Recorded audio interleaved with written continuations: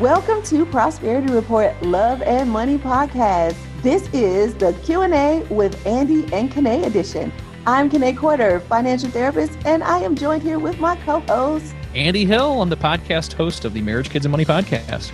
Woohoo! So thank you, Andy, for joining me. We are about to answer some questions.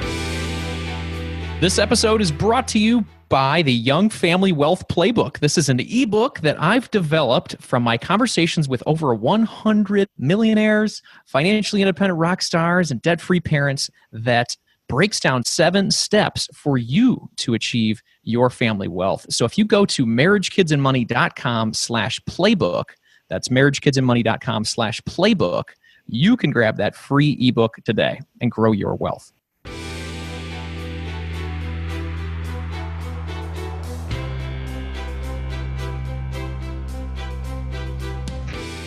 Hey, Andy, I'm so excited about hanging out today. I'm so excited to be back, Kiné. This is so much fun. Thank you. This is, and we're kicking off like a whole new segment of the Prosperity Report, and you're becoming like a partner. I love it. I love it. We can be prosperous together. Yeah.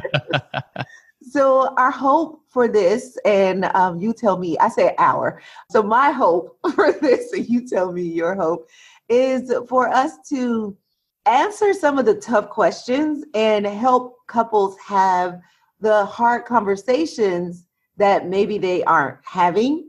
And maybe with a little help from a third party like you and I, it can help them facilitate that conversation easier. And then I like that I'm a female, you're a male. So we have 2 different perspectives because, you know, like they say, women are from Venus, men are from Mars.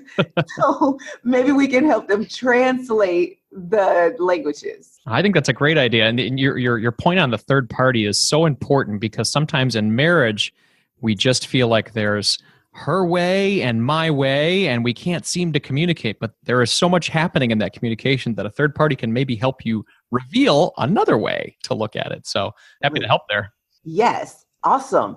So we're going to go through questions, whatever we discover, like we're going to thoroughly answer the question. So that might mean we have 2 questions in the episode, 3 questions, 1 question, if that's what it takes. Yeah, that sounds good. I'm down. Yeah. So let's just, you and I have a conversation about each question and see how we can help the audience. Perfect. I'm in. So I actually get this question a lot. Who should take care of the finances in the household? Oh, yeah. That's a good one. That's a juicy one. It is a juicy one. So I think my short answer, this is what I would say.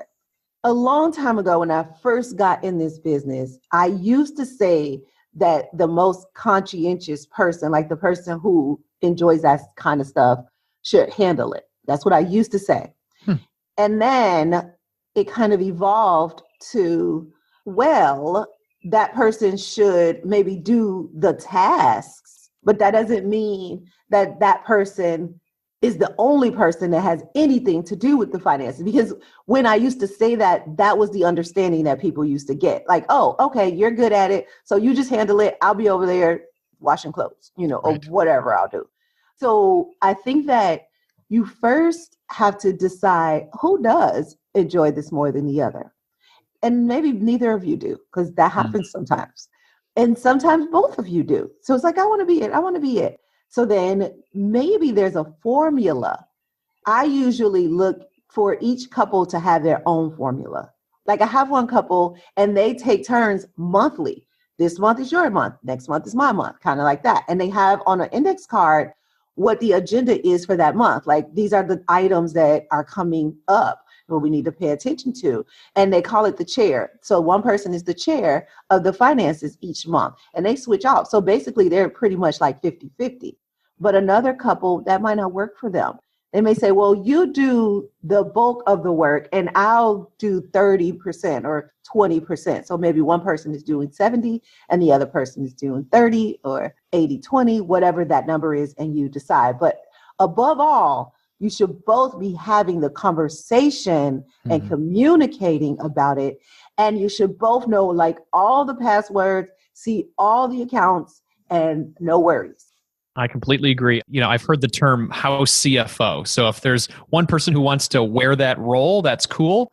But the other partner definitely should have an equal say in the decisions and the ability to have a view on all of the money, all the passwords, like you're saying, because without that, that can definitely lead to, financial infidelity, money fights, somebody feeling powerless in the relationship, especially, let's say one of the spouses is working and the other is staying at home and, not providing an income. What would that person then feel like if they didn't have any of the money decisions and they weren't making any of the money? Probably pretty powerless, right? And that's not a situation you want your spouse to be in, right? You want them to feel powerful. You want them to feel on an equal level with you, like you are their partner. So that's sort of the, if somebody wanted to own it. But I like your conversation around, hey, it's not just one money nerd and then one person who's a free spirit or somebody who wants to just kind of do their own thing. It could be maybe a little bit of both. Maybe they both want to have an opportunity to contribute. And then let's talk about that, Kiné, though. Where could people break down those roles then if they both wanted to be a part of it? Is it, managing the budget? Is it paying the bills? Maybe it's breaking down those different activities, those monthly activities that you have, and then saying, hey, there's a bunch of tasks. There's probably 10 tasks that we need to do each month. Who's going to do what, right? Is that a good place to start? I think that is. I think listing out those tasks and then kind of disseminating that, well, you do this and I do that. Similar to now, Victoria and Greg were on my podcast last year. So they have talked about this, so I can use their story. Because they switch off like that, one person does have jobs though. Like one person pays the bills. Right. But the other person does do the work of, this is what we need to be paying attention to. This is what's coming up. So the person who's paying the bills, like, of course they're automated, but they still need to go in and make sure everything was paid and make sure all the money that was supposed to come in came in. But the other person is like, oh, we have this big thing coming up and we have that big purchase coming up. We need new tires, so-and-so starting band, or, he'll have to pay for this. All those things. One person is responsible for awareness around the money, and the other person is responsible for like the nuts and bolts, like get on the computer and check the accounts, like kind of like that. Yeah, that's a great point. My wife and I often talk about how crazy our lives is with all the things that we do, from managing the money to taking care of the kids. And we just think about single parents just being like, how do they do all of this? We are slammed as a married couple that is helping with both the kids and the money, contributing. And we're just thinking, wow, how do single parents do it? I mean, that's kind of an interesting thing to think about for some single parents though, too. So, I mean, you got to own all the responsibilities. That's a tough spot to be in for sure. That is. Oh my gosh. Yeah, that's a great point, because it's a lot. Like it's a whole lot. And if you're just one person, that's all of your job. And just imagine, let's say that there's discourse, like it makes it even harder. Most likely there's probably a divorce. And so if the other person is still alive and they're not in line, that makes it even harder. Absolutely. Yeah. Hopefully we don't get there with it. This is a good conversation to hope maybe avoid the divorce situation. Exactly. Yes. I don't know if I've ever told you, but my mission for Prosperity Club is to lower the divorce rate. Oh, I love that. Yeah. To get it to so many people that we lower the divorce rate.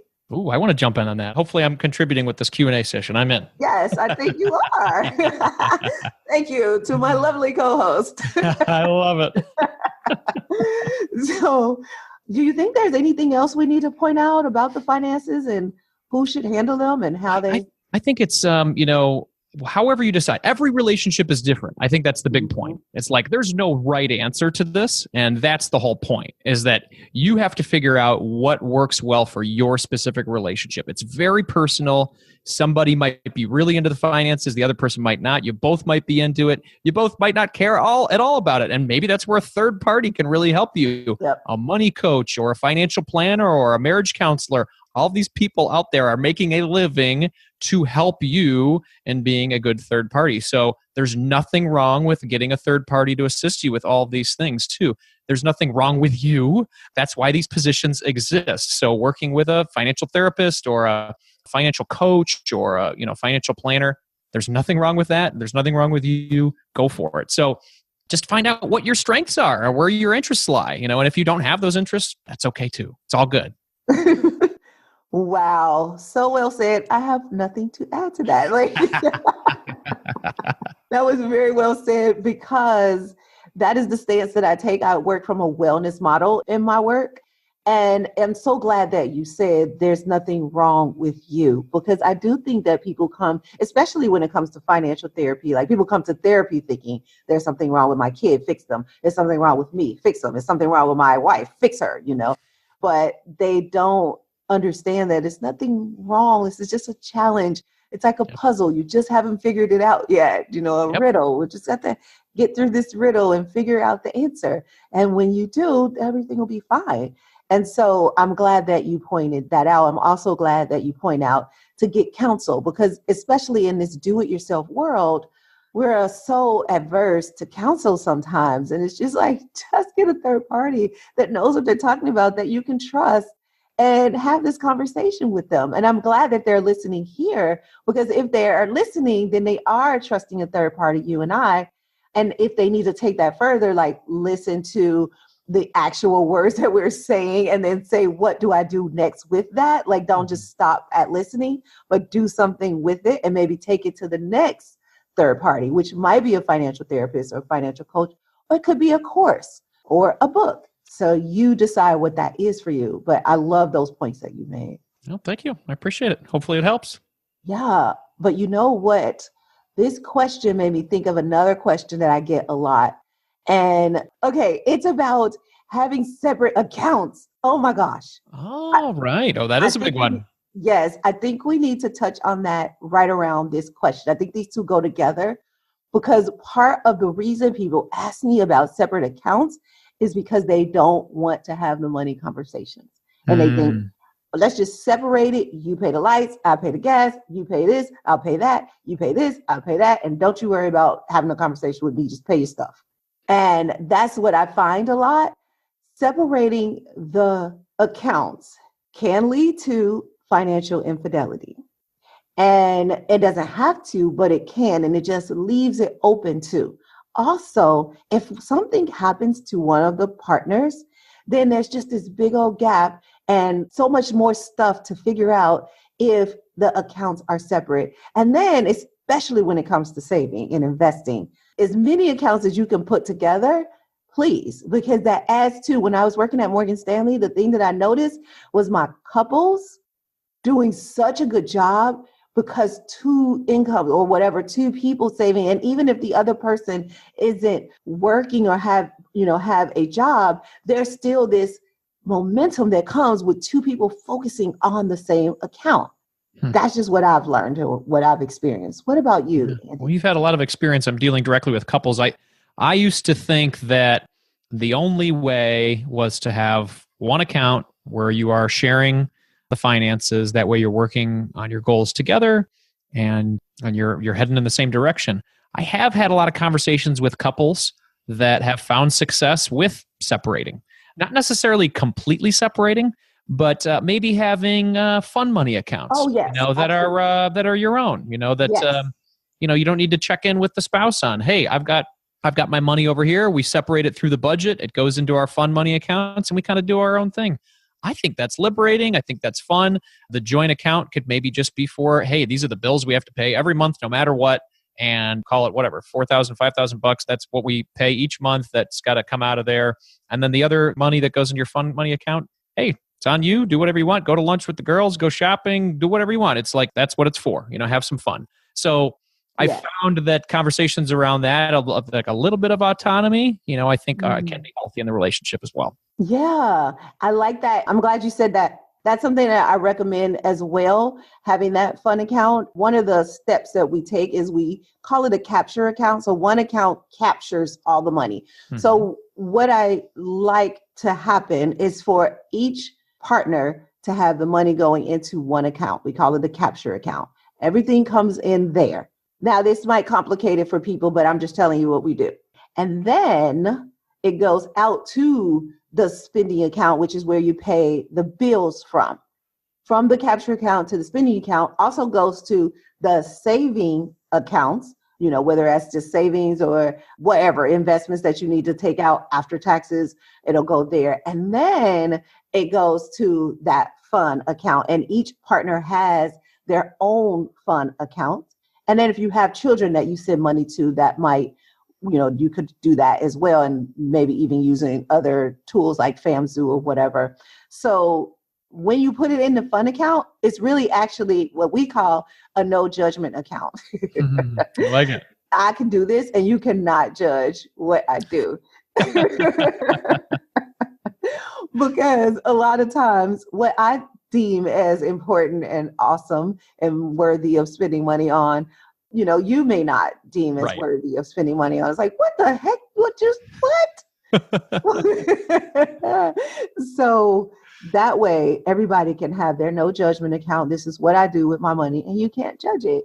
Right. And I don't have to feel guilty. There's no guilt either on this account. Yeah, it's eliminating those little nitpicky fights that happen on a daily or weekly basis for somebody brings in a bag from some store and you're like, well, what's in there? Or the person who brought in the bag saying, are they staring at me for bringing in this bag? It's like, eliminate that, because it is so unimportant in the grand scheme of things. Obviously, if there's major problems with shopping that's causing, financial problems in your marriage, that's a different story. But if you separate the money and, it's not being excessively used each month, then that's all good. Be relaxed about it. It's all good, right? Yes, absolutely.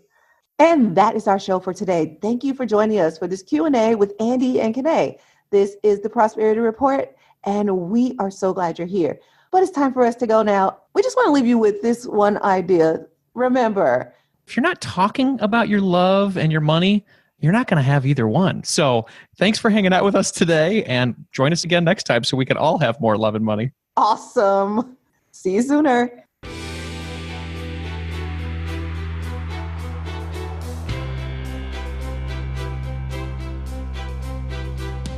This episode is brought to you by my free Money Mentality course. Learn your money personality and how you can reach your full financial potential. Have you ever heard messages like, money doesn't grow on trees, we can't afford it, or money can't buy happiness? Neither can poverty, but there's no quote about that, right? Society has imprinted messages in your brain, and they're affecting you and how you handle money. Maybe you're a spender, maybe you're a saver, or maybe you're a hero, saving all the people around you with your money. You can find out by taking the free Money Mentality course. This free course will help you determine how to stop the negative behavior you have with money, how to continue doing the positive things that are working for you, and how to start doing new things, new behavior that will help you reach your full potential. You'll gain clarity, connection, and a community of achievers just like you. Thousands of people have already taken this course. Join us so you can learn your money mentality. It will be the easiest, most informative course you have ever taken. It's free, so the only investment is an investment of your time, which I know how valuable your time is. So I've made the course impactful, full of value, so you can get back more than you put in. And there's a free gift at the end. So go, check it out, and start reaching your full potential today. Go to kinequarter.com/money-course. It's a small investment to make a big impact on your life. Again, that's kinequarter.com/money-course. Take the Money Mentality course, gain clarity, connection, and a community. Go to kinequarter.com/money-course. I'll see you there. Hey guys, thanks for listening. If you want more love and money conversations, subscribe to this podcast. Also, tell your friends about us. I'll see you next episode. But in the meantime, head on over to kinequarter.com for more tips, tools, and resources. And go ahead and leave us a comment if you like. We'd love to hear from you. This show is not to replace professional counsel, the best advice comes from a professional you know. The topics discussed in this podcast are general in nature and are for entertainment and informational purposes only. We encourage you to meet with a professional to discuss your specific situation, whether financial or therapeutic. That's all for now. I'll see you sooner. Remember, no matter what anybody ever tells you, you can have wealth in all of its forms. Believe it, and you will soon see it.